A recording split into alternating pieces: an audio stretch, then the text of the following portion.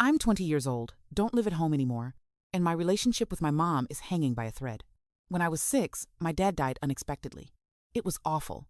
He was the glue of our family. Mom was left raising 4 of us alone: my older brother, me, and my 2 younger sisters. Then, just a year and a half later, she remarried a man she'd only known for 6 months. He was a widower with 5 kids of his own and 2 stepkids he was already raising. Overnight, we went from a family of 5 to a family of 13. Neither of them had much money.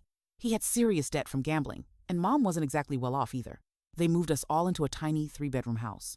The boys shared one room, the girls shared another, and Mom and her husband had the last one. It was so cramped we could barely move. Food was rationed, there were no extras, no snacks, and no fun.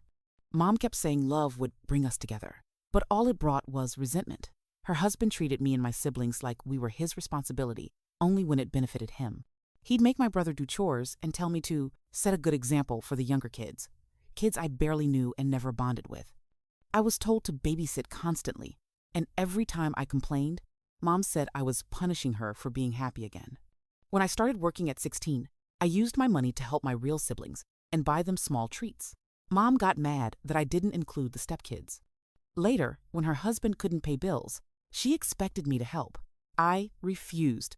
She said I was being selfish and disrespectful. Eventually, I moved out like my brother did before me. Now, Mom says she feels like I'm punishing her for trying to build a family. I finally told her I resent her for remarrying someone who made our lives worse. She said I was cruel and chose money over love. But love didn't feed us, and it didn't stop us from feeling trapped. So, am I the a-hole for being honest about how I feel?